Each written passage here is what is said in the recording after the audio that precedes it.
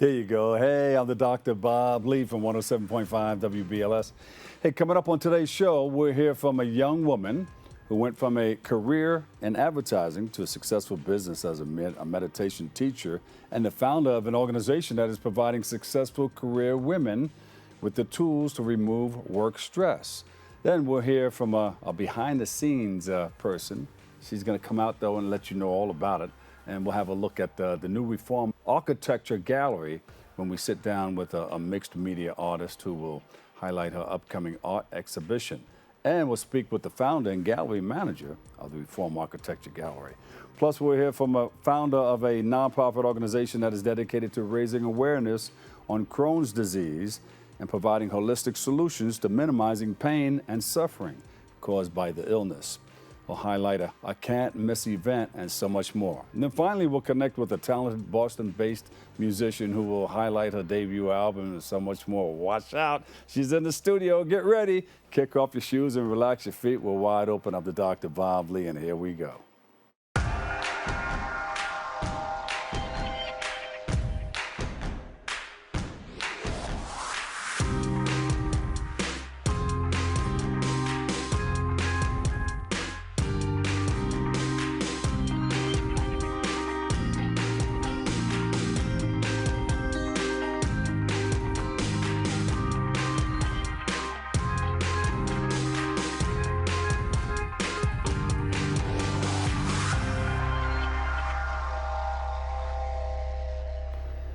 Hey everybody, I'm your host, Dr. Bob Lee, and you are watching Open. It's a live interactive program that brings the Bronx and New York City straight to your TV set. Stay connected to us through social media at Bronxnet TV. Now, leading things off, our first guest is a founder of Pure Ritam. Pure Ritam. And she joins us to show and highlight how she successfully made the transition from 15 years of working in the advertising business. Wow, and that's a tough thing to do too, because you know how stressful that can be. And she's here to start her meditation and holistic wellness company and let us know more all about that. And she'll also highlight how she is helping professional women navigate stressful work environments and so much more. So please welcome to the show, Faviana Campbell. Welcome, welcome, welcome.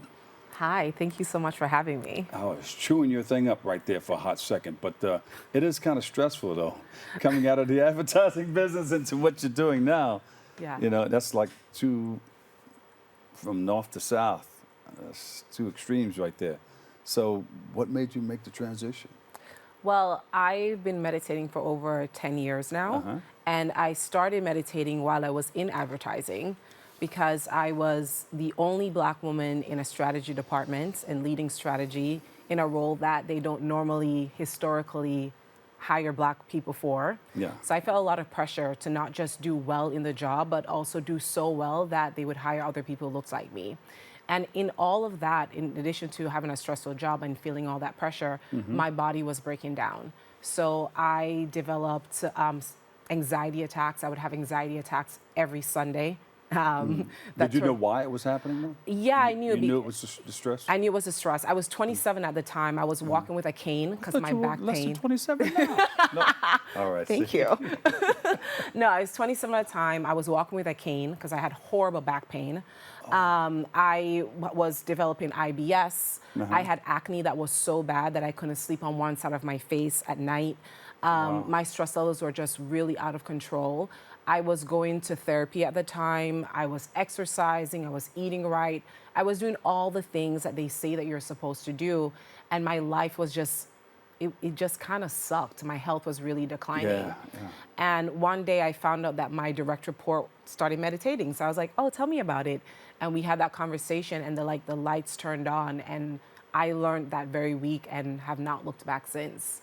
So the first time you went for meditation classes, that's when you started, that's when it changed? It did change because, yes, I was an insomniac also. So I went for 8 months without any sleep, like any full night's sleep. And so... Help me with that, will you? I know, it's horrible. It's horrible. And so the first day I learned to meditate, I actually slept through the night. And I was like, oh my God, if nothing else changes in my life, the fact that I can go to sleep is all that I need. That's a good Yeah, feeling, and too. so at the end of the course, I was like, then the real test is, am I going to have an anxiety attack on Sunday? And I didn't. And so I was like, okay, I'm going to keep doing this thing. This is a game changer in every way. So when did you break away? You said, this advertising business, this is too stressful. I'm leaving that, and I'm going to do this full time. So I broke away like 2 years ago. And I didn't break away because, I was failing at it. I was actually at the height of my career. But you were able to do it while you were... I was doing it while I was still teaching meditation while I was in advertising. But then I realized that I was working with a dream that expired. Like my 20-year-old version of myself, this is exactly what she wanted. Yeah. And this version of me is like, no, you're really good at this, but this is actually not your gift. Your gift is actually teaching people how to heal themselves. So you started a business, Reclaim Your Truth. Yeah. And then how do you reach out to people to say, hey, you need help? So usually it's a lot of informationals. So I have an event coming up on July 11th that is called Stress to Restored Workshop. Anyone can come.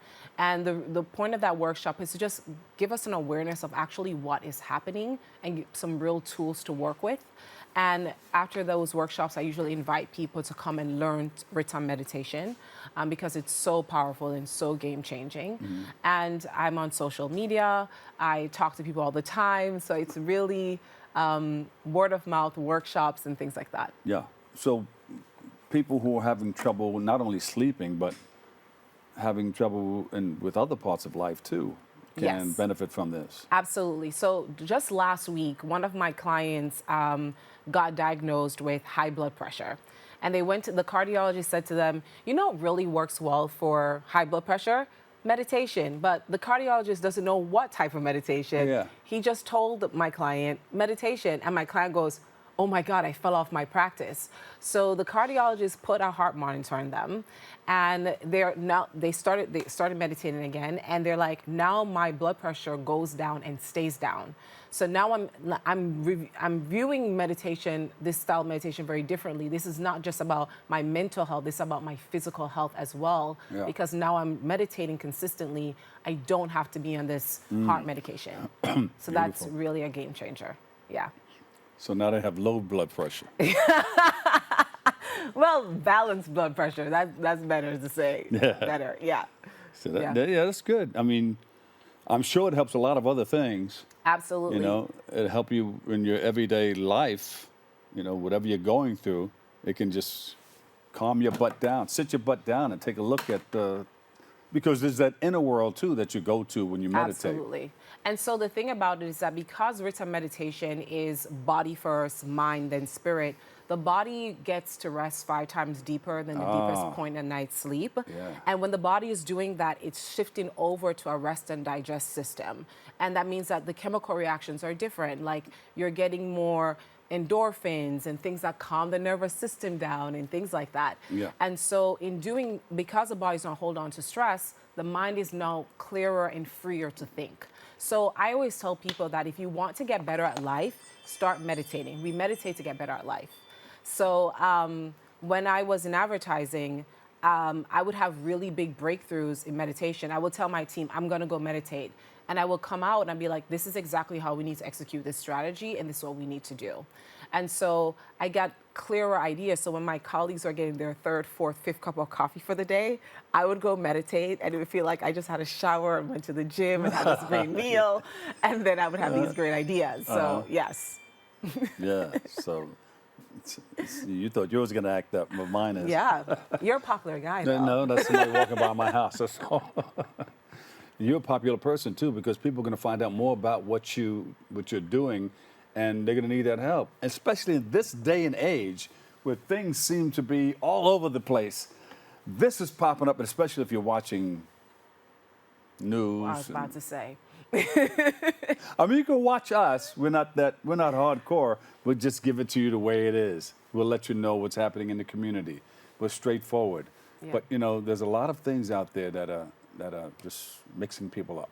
Yeah, and people are so stressed. Yeah. People are so stressed. Like, I think that we have normalized stress. We think that stress is the price to pay for success. the cost of living in a modern day world. And, you know, in a normal, regular circumstance, we should get stressed and then regulate within like 3 minutes. But it's not that. It's like back-to-back meetings, it's Slack notifications, it's your kid's school calling you saying that you forgot something. And it's just like all of these things that keep us in this state of like constant like vigilance. Am I doing enough? Am I succeeding? And all of that. And what's sad about it is that not only does it have an impact on us, it has impact on all the people around. So a funny story, about 2 months ago, one of my clients called me and she said to me that her 6-year-old said to her, "Mommy, did you meditate today?" And it's not because her 6-year-old understands meditation, but she sees a difference in when her mom is doing Ritam meditation when she's not. She's more patient, she's more available. And you know, when as a parent, if you lose your patience with your child, it's not because you're a bad parent. It's just that you have a nervous system that's just maxed out. Yeah. So this small little request or this small little thing becomes like this hair trigger response. Now, there's different types of meditation. Yours is Ritam meditation that deals with the mind, body, and spirit, right? Yes. Mind, body, and soul. Yes. And there are others that just take you in. I was telling you about the silver mind meditation where when I was in college, this guy, it was like 95 degrees in this class, I was telling her. And the guy said, you know, he wanted to cool everybody off in class. He said, just visual. He took us in, the way you normally take people in when you're going to do meditation. He said, visualize these 2 buckets along the side of you, you know, and just, they'll have ice in them. And have this ice water. And just slowly dip your hands into this ice. And I swear you can feel the chill and everything go up and, you know, go up your arms and cool off your whole body. It worked. So, I mean, that little thing right there that he did worked. And I know if you took people in and did your type of meditation to help people, I mean, they gave the person that had high blood pressure, they brought the blood pressure down.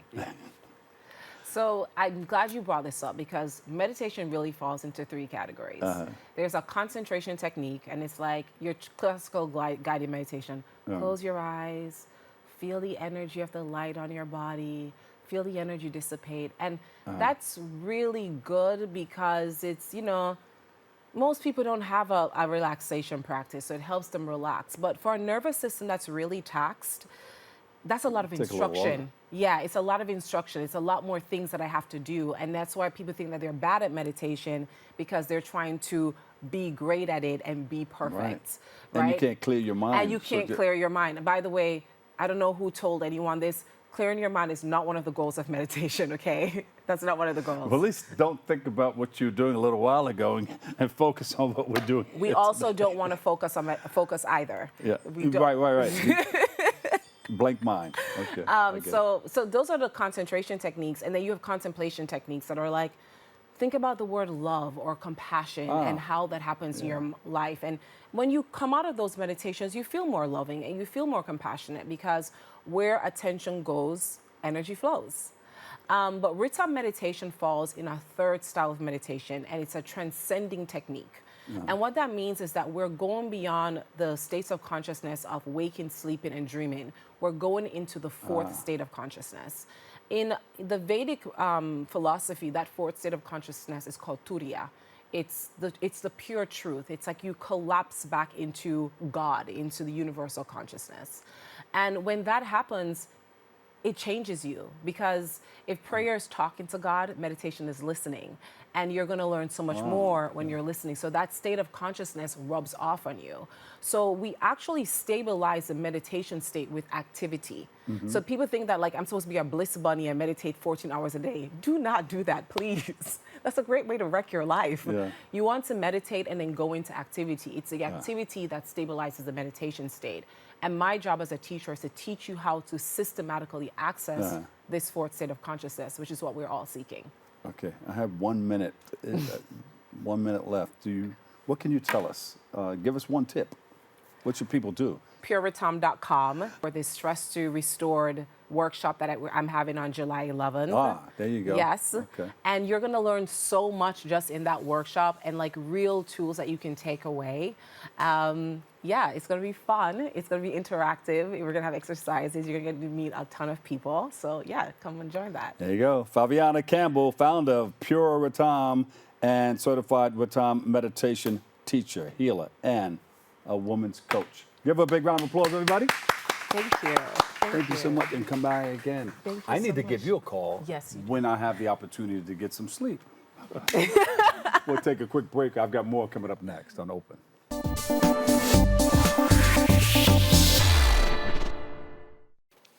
And welcome back. Our next guests are a photographer and mixed media artist, the gallery manager, and the founder of the Reform Architecture PLLC and the Reform Architecture Gallery.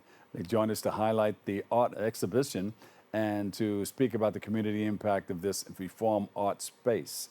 So please welcome to the show, Nathalie Basoski. Leslie Dougrou, and Dionisio Cortes Ortega. Welcome to the show. I can say all that 5 times real fast, right? All together. Thank you so much Sorry for having chopping us. that up. Yeah. No worries. So tell us give us a little background about what you guys are doing and how you guys met up to do it all together, moving together in the same direction for a common cause.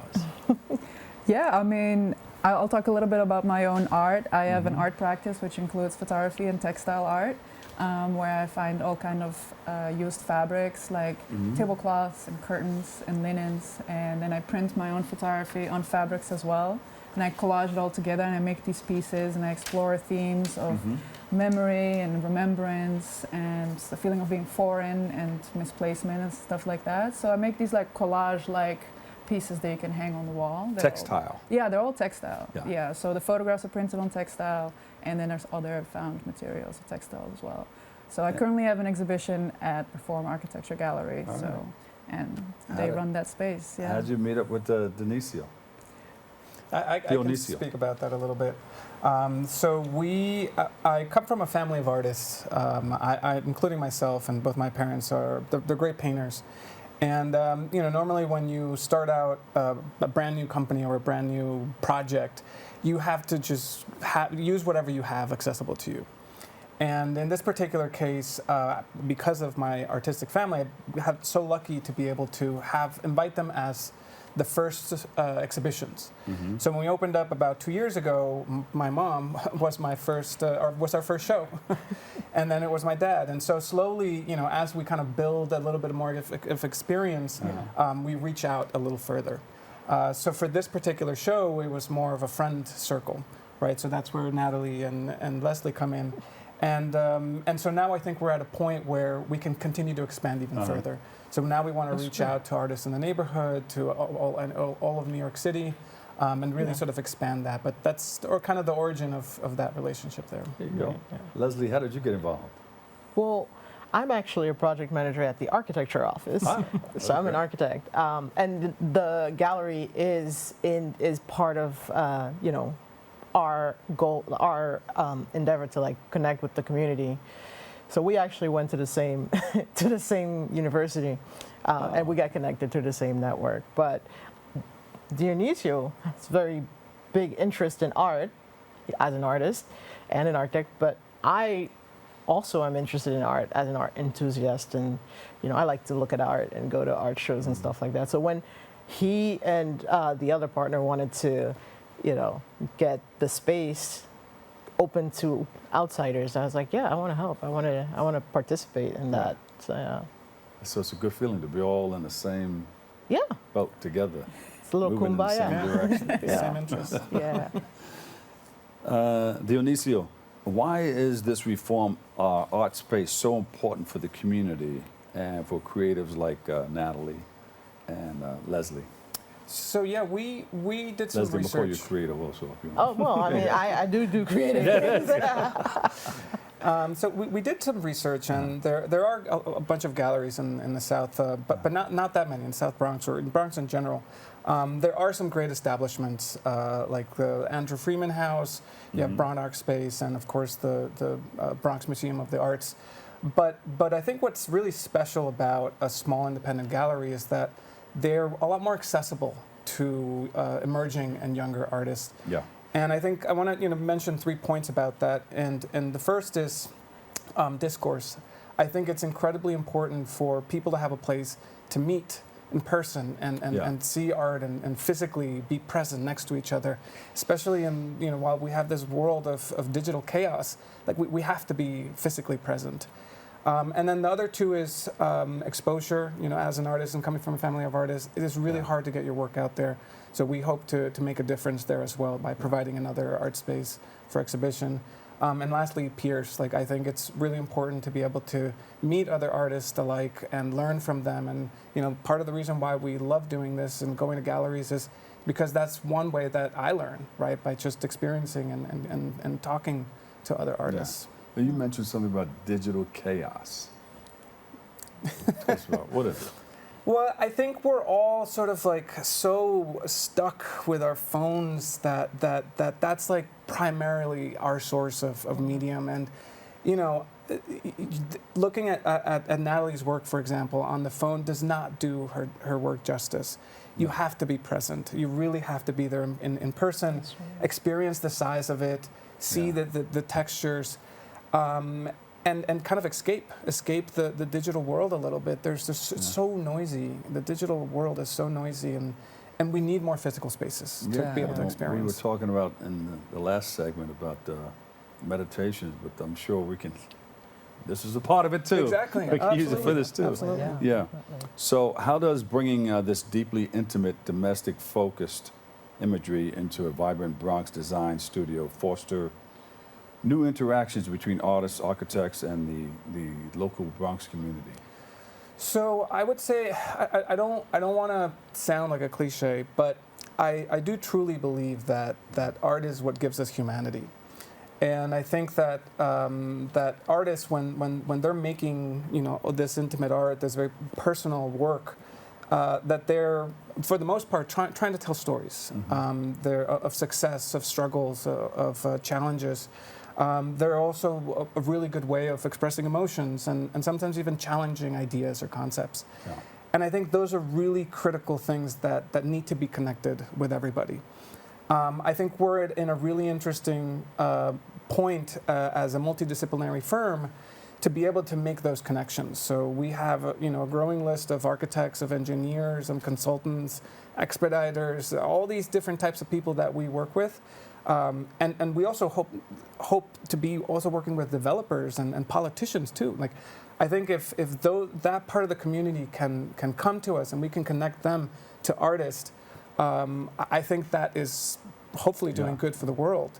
I mean, you look at all the developments that are happening in the Bronx rapidly and quickly. I really do hope that they're considering artists as they're thinking about the expansion of the Bronx. Nathalie, what do you think the community can learn from this whole package of what you guys are doing and putting together? I'm just really excited for them to look at the art. As Dionisio said, we see so much art online, and to be able to see it in person.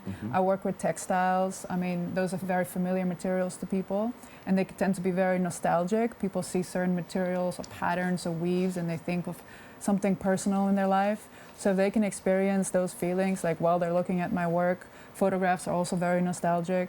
So there's just something about the physicality, the tactility. I make this with my hands. I get very excited. I feel very proud when I make something and I put it up.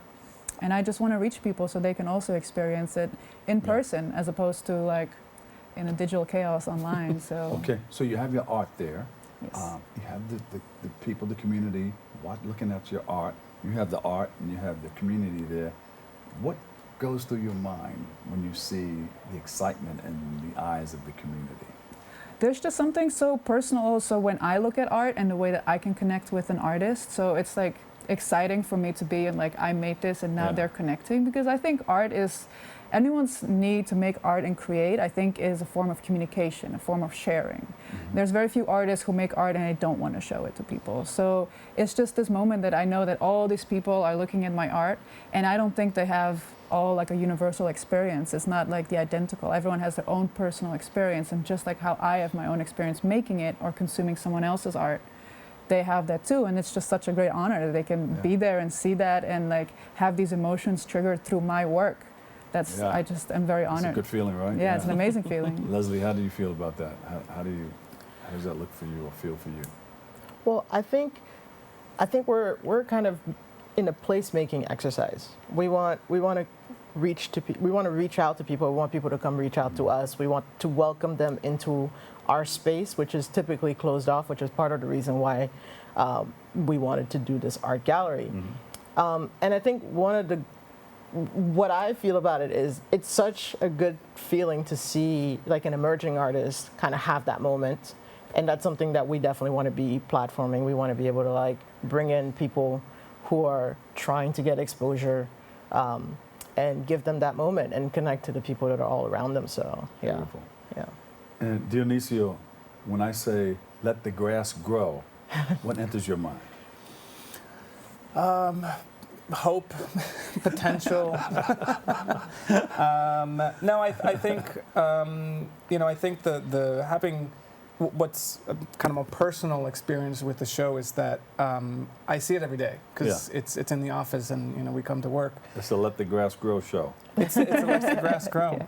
No, so I think part the show is about memory. The show is about the reminiscing of a certain past and maybe of fragments of understanding maybe yourself, and I think it's actually calming. It's really calming to go in there and be able to see all this all these textures, all these I call them paintings, but they're really more mixed media. And it just calms me down, and it just allows me to have kind of a calm, relaxing work day. Beautiful. So yeah, it's been really great having Nathalie's work. Okay, where can we go to see all of this? The website or learn more about it, and so people can come to the next event that you guys are having. For sure. Yep. I think everything that we do is on our website, and it's also on Instagram on our page, RA Gallery. We're actually going to have a closing ceremony and an artist talk on Thursday, June 11th, 5 to 8, free and open to the public. We want anybody who can attend to come. So it's going to be a hangout, come see some art, meet some people. That's all of this is on the website. Yes. Yeah, and it's on our Instagram. And so what is that again? June 11th, Thursday, June 11th. What's the Instagram? Oh, RA Gallery _BX, because we're about the Bronx. And the website? It's reformarchitecture.com. Okay, we're going to put it up there. But we're also actually planning an exhibition for July and August for a Mexican-American artist based in East Harlem. She's going to be doing a show called Transient Landscapes. It's going to be oil paintings that are portraying her experiences and with the diaspora, the Mexican-American diaspora in East Harlem. And that's something we're really excited for everyone to see as well. So yeah, we're going to have more information about that. Two more quickly to add to that, two more shows that we're also planning. In September, October, we're going to have a guest curator come in, Alina Kolitova. Oh, great. She's going to be doing a show titled Supersymmetry. And it's based on the concept of the physics concept that every particle has a partner. Excellent. And this is all on the website? This is all on the website. Okay. And what's cool about the show is that she's planning on inviting 10 artists with the idea of seeing the interplay between art and architecture for site-specific pieces in the office. And then the last announcement is in November, December, we're going to have an open call for Bronx artists. Oh, you got to come back before that. So we actually talk about that. So we don't yet have a theme for it, but we will be posting it on our social media and our website. But we do want to be Bronx-centered. So any artist in the Bronx or anyone who has some kind of meaningful connection to the Bronx, is legible to apply. Well, thank you guys for sharing. We Yeah. appreciate you. Come back and share a lot of the other information, okay? Yeah. Before Architecture Gallery exhibition, let the grass grow. Yeah. Thank you. Natalie, Dionisio, and Leslie, thank you guys so much for showing up and hanging out with us, all right? Thank you And for we'll see having you us. again. Thank you. Yeah. very Good much. luck with Appreciate it. everything. Thank you. We'll take a quick break. I've got more. It's all coming your way next on Open. There's a new channel to explore, and it's bringing the classics back to life. During the day, relive the Bronxnet originals that sparked conversations and built community. At night, dive into the hip-hop throwbacks that defined the generation. One destination, two powerful lineups. Now playing on Optimum Channel 952, Fios 2138, and streaming at bronxnet.tv. BX Legacy, where history meets the moment.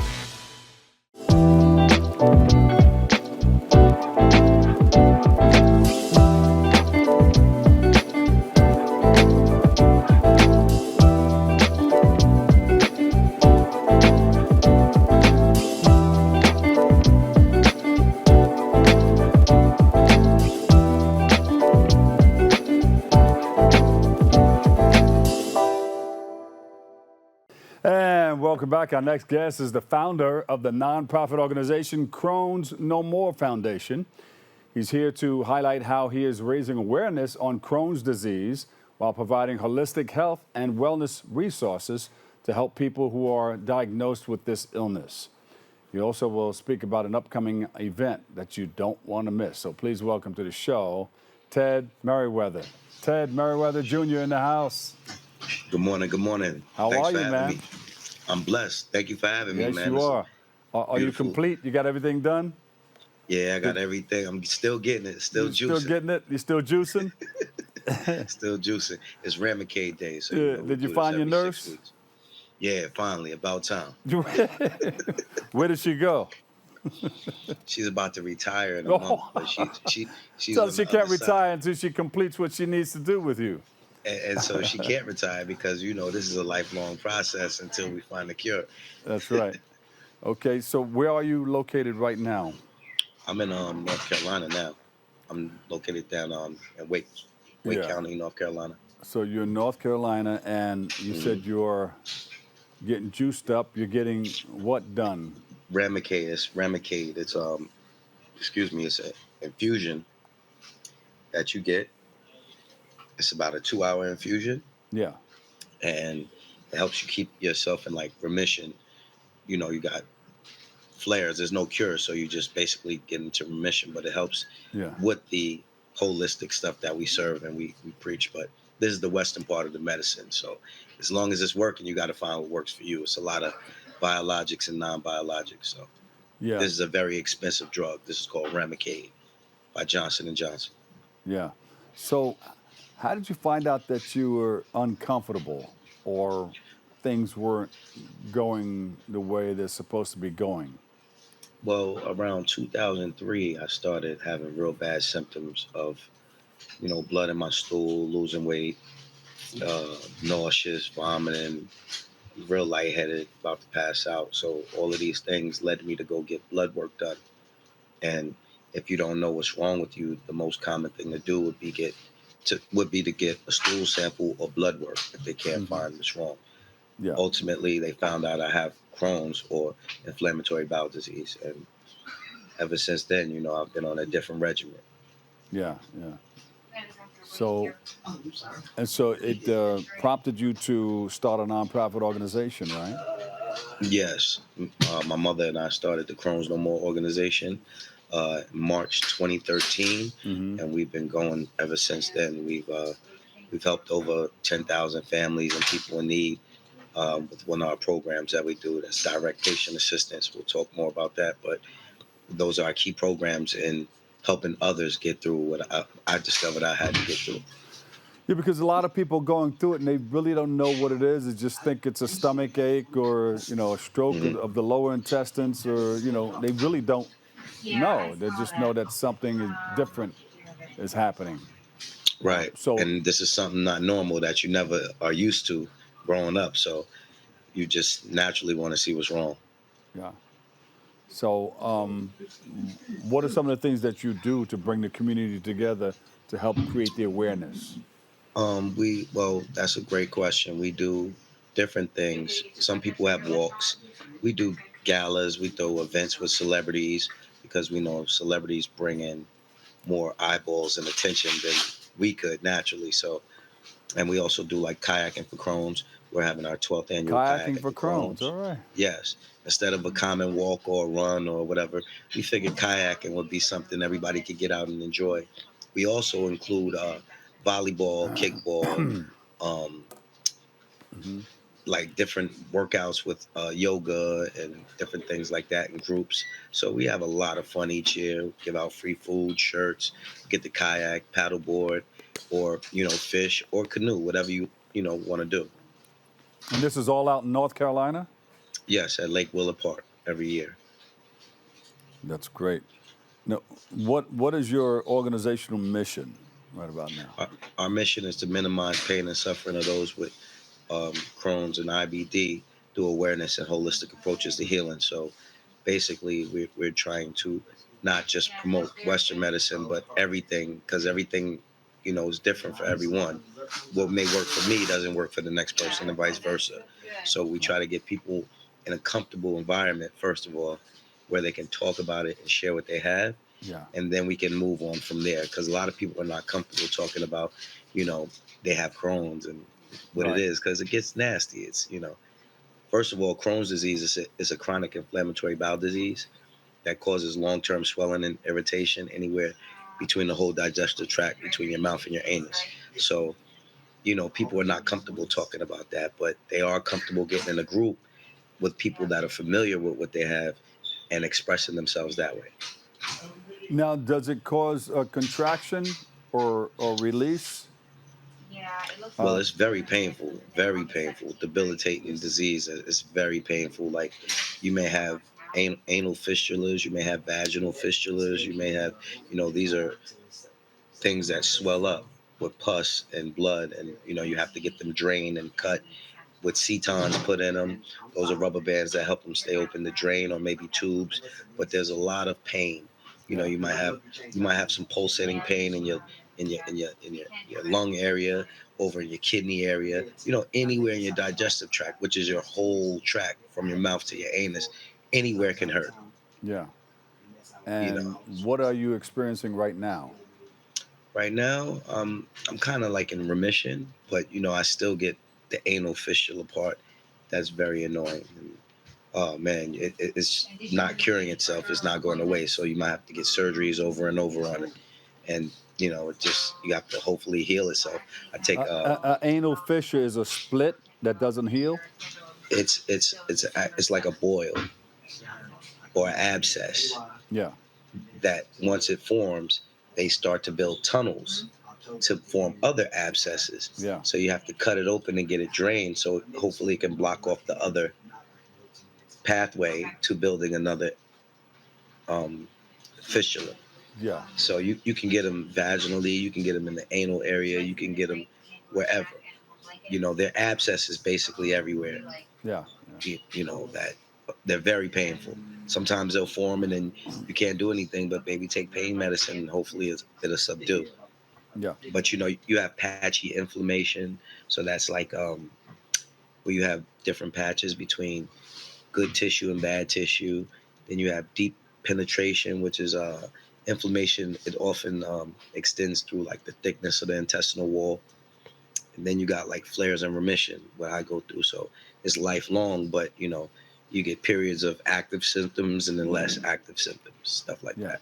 So what you're doing is the Western medication right now. Is there Correct. anything holistic that you can do along with Yes. that? Yes, I go to the gym and I use black seed oil. I'll use black seed oil of oregano, Yeah.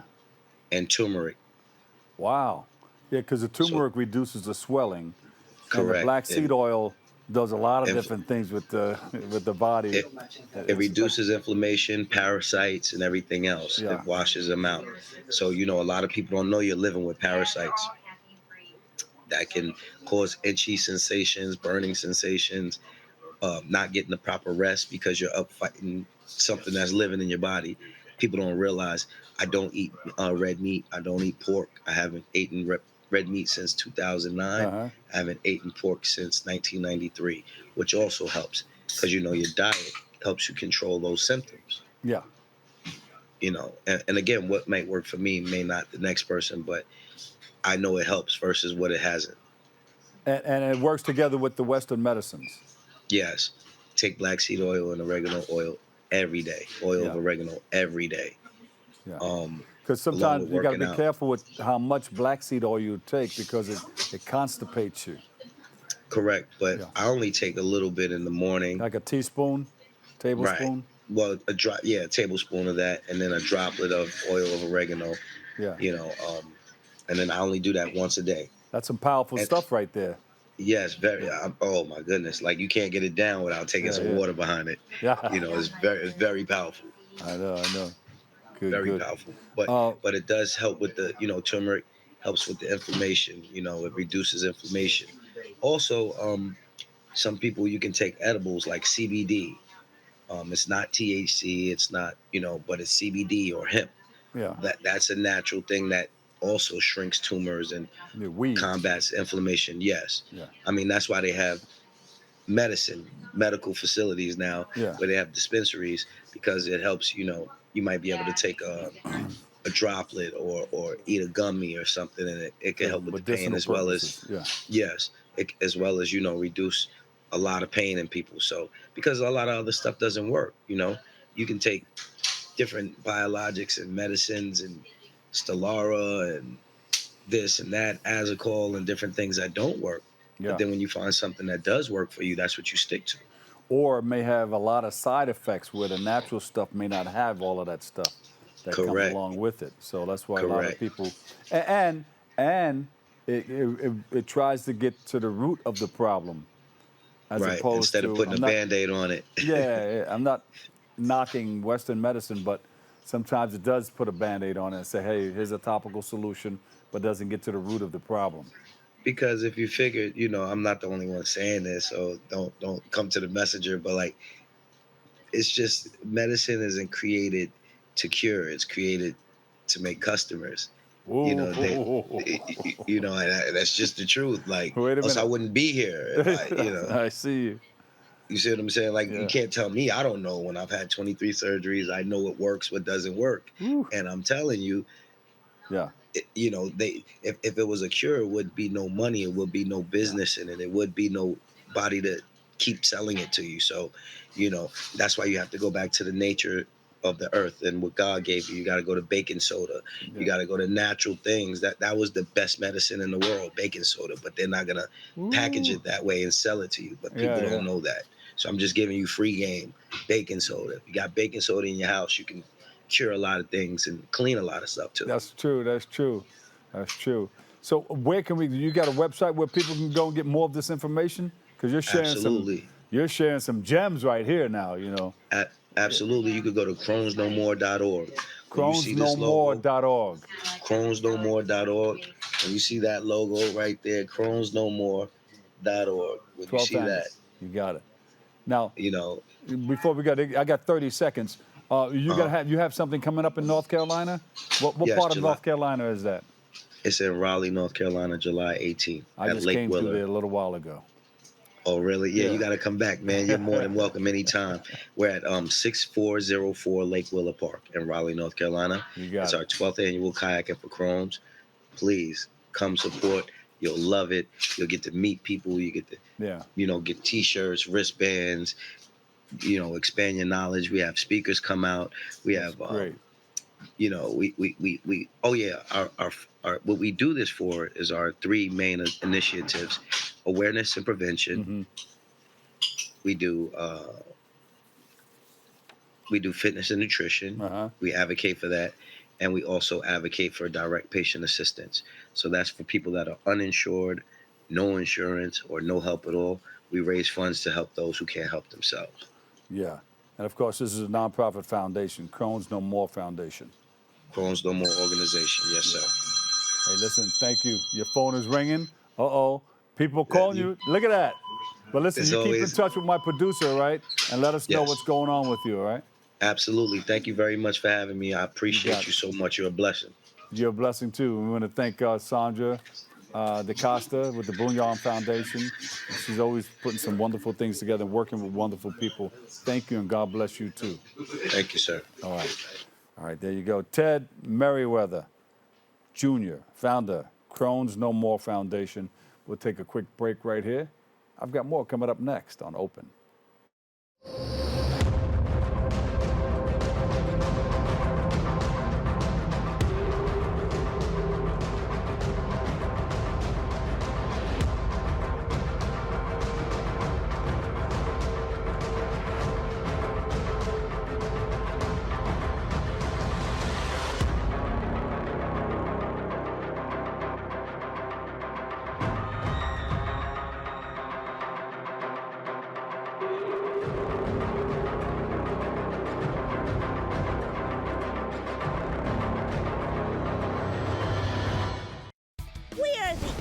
Leaders. We learned that everything starts with ourselves, then we have to educate ourselves, then we have to build community and use our imagination.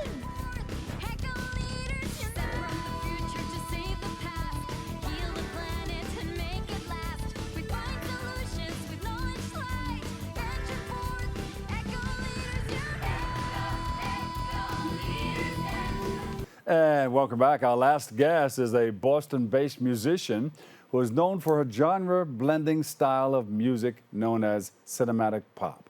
She joins us to reflect on her journey into the music and entertainment business and to spotlight her debut album. Here it is. It's a brand new baby girl or a brand new baby boy entering Wonderland. Please welcome to the show, Meg Mori. Hey, everybody at home, everybody in the studio, everybody up there, and the Wizard of Oz. Thank you for joining us. Thank you for having me. So we always ask, when did you start singing? Who inspired you to get into what you're into? Yeah, of course. I've been singing for as long as I can remember, since I was a little girl, going away at the keyboard and, just making up songs on the fly. But I started getting really serious about it when I was around 14, 15 years old. When I was gifted my first guitar. And so it was just learning how to play guitar, teaching myself that, and then the songs just naturally came out from there. Not the best songs at first, but you kind of figure out as you go. And so yeah, I'm just so thankful that for that guitar and for that gift and just family gave it to you? Yeah, family. It was a family gift, but just being able to. Skills. Let's get a camera. I mean, she's taking a picture. Yeah. I said camera. Let's take pictures of her with her guitar. Yeah, exactly. So, did a lot of family gatherings and Thanksgiving and. Yeah, I would play for my family around Christmas time. Everybody's sitting around and we'll do Christmas carols. I used to do a lot of open mics and stuff, and I would do that with my dad. We would both go out together. It was kind of like a bonding experience, but it was also a great way to put myself out there and, really find my footing. Did Dad play too? No, actually. Yeah, I'm one of the only musicians in my family. My little brother, he's getting into music, but yeah. He's getting into it? Yeah. He's looking at his older sisters. Hey. So you've been into it for a while now, and who are some of the people that you looked up to coming along the way? Yeah, I love listening to movie scores and soundtracks. So you think Harry Potter, Star Wars when you're young, Hans Zimmer, Pirates of the Caribbean, wonderful soundtrack. When I was in high school watching Game of Thrones and stuff. A little bit young to be watching Game of Thrones, but I loved it. And that score was absolutely beautiful. I always loved, the larger-than-life type of music. Yeah. Favorite artists being Florence and the Machine. That's why your music is called. That's why it's called cinematic pop. Yes. Yeah. Yeah.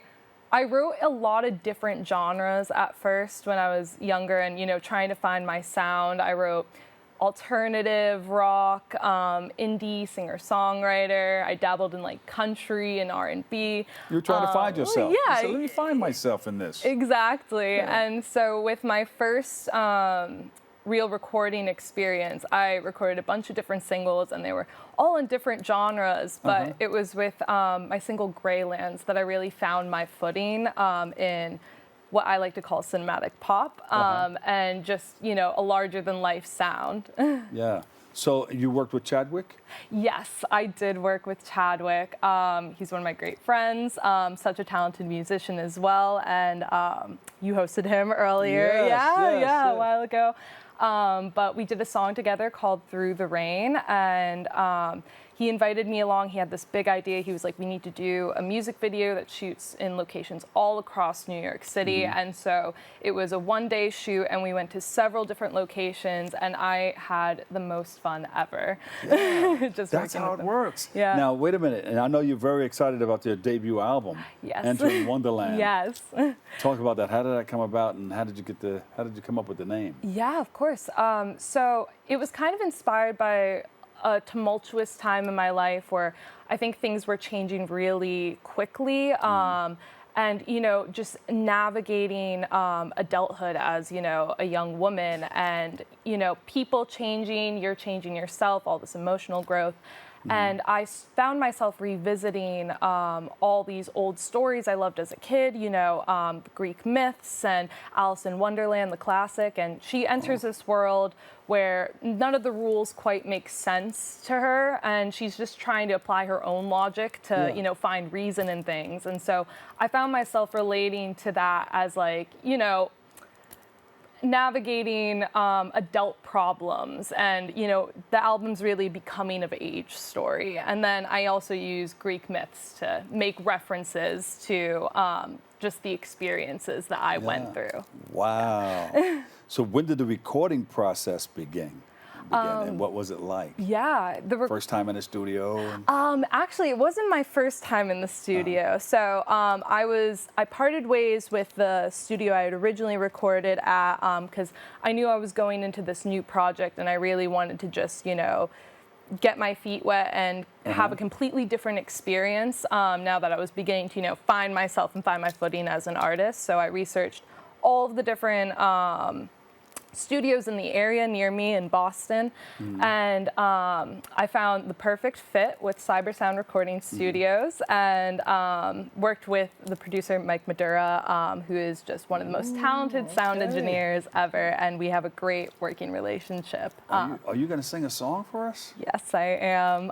It is called Wonderland, and it is the second track on my album. All right, so should we get up and move to the other stage? Yeah. All right. Let's do it. Wait, before we do Oh, that, of course. let's take a quick break. Yeah. I'll get a drink of water. You need some water or anything like that? Probably a little, yeah.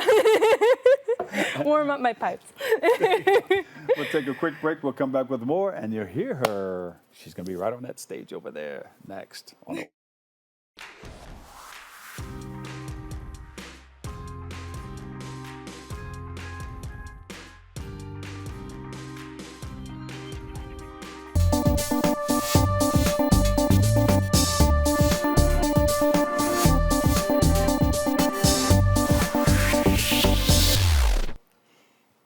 Oh, here she is. Hey, welcome back, everybody.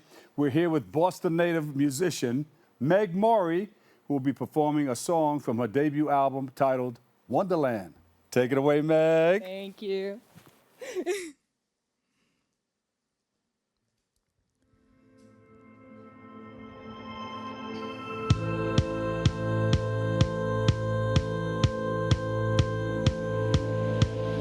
How'd I wind my way down to Wonderland, hand in hand with Mr. Rabbit?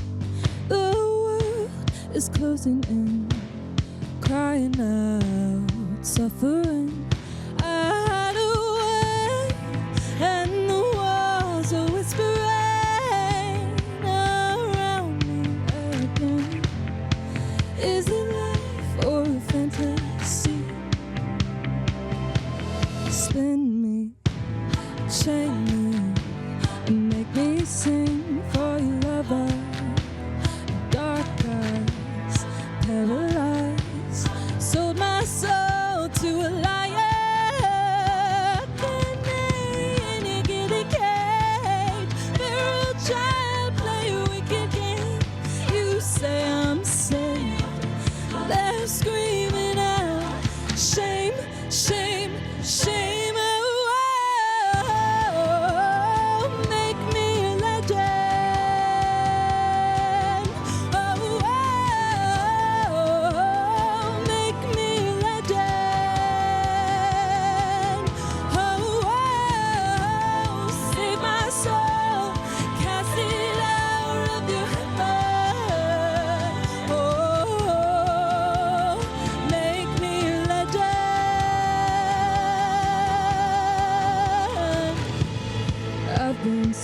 wishing for the daylight, waking up to your blackened sky. What more can I do to look you in the eye? I remember what you said to our hearts out bleeding red. There's a beauty in the way we lose our heads. Make me a legend.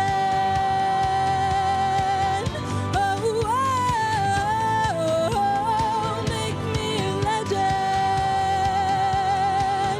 Oh, save my soul, cast it out of your heaven. Oh, make me a legend.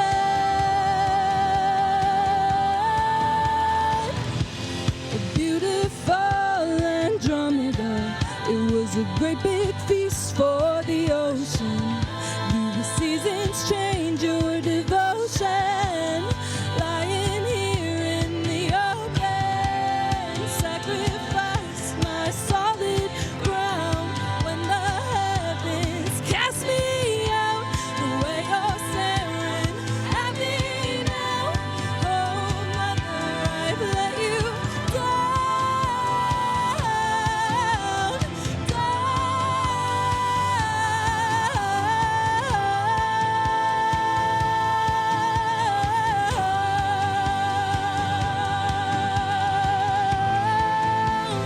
make me a legend. Oh, make me a legend. Oh, save my soul, cast it out of your heaven. Oh, make me a legend.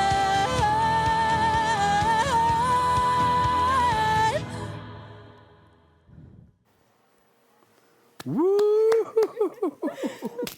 That's how you do that. There she is. Meg Mori, give her another big round of applause, everybody at home and in the studio too. Thank you, thank you, thank you. You know, you're welcome to come back anytime, all right? Thank you so much. I would love to come back. Yeah, good luck with the album. I hear that you're going to be performing in September sometime. Yes. It's there a are- little there are birdie talk. I heard it through the plans in grapevine. works, yeah. Well, you know, you've always got a seat at the table right here. Congratulations on your new album debut. And once again, for more information on everything Meg is doing, visit her on social media. It's MS. MS Meg Mori, Miss Meg Mori. It's the same username across all platforms. There you go. Yeah. Hit all the platforms and check it out, even on Spotify and YouTube, right? Yes. All Absolutely. right. Unfortunately, that's all the time we have for today's show. Oh, no! I want to sing that. No. Well, I want to thank you, our guests, for joining us, you, our viewers, for tuning in and checking it all out. You can keep following us on social media, Bronxnet TV. And you can join us next week for a brand new episode of Open. Tune in for a brand new one. Let me see, we got one on Wednesday, we got one on Friday. You can check out the whole thing. But always remember this, what you are is God's gift to you. What you make of yourself is your gift to God. So choose your choice and let your choice control the chooser. I'm the Dr. Bob Lee with Meg Mori. Yes, yes. I'll catch you another day, another way. I love you all. Love you all. Peace. Thank you.